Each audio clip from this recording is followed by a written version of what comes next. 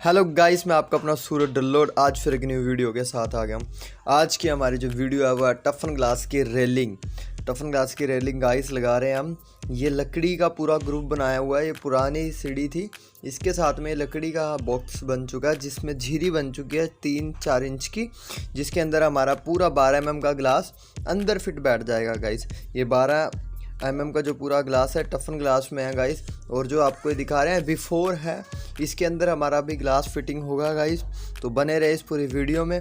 अगर वीडियो आपको अच्छी लगे लाइक ज़रूर कर दें, कमेंट करके ज़रूर बताएं कि क्या चीज़ आपको बेटर लगी क्या नहीं लगी, ज़रूर कमेंट करके बताएं गाइस।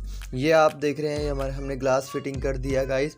ये सबसे पहला ग्लास ऊपर लगाया गाइस। इसकी जो हाइट है गाइस वो 2.5 फीट की हाइट रखी है गाइस हमने।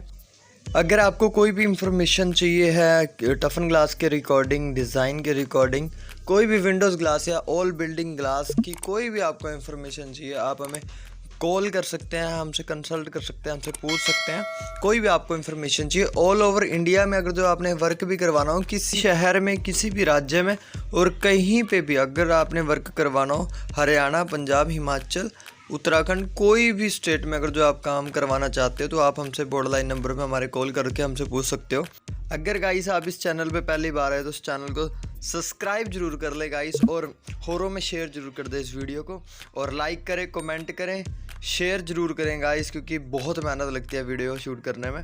Thank you so much for watching.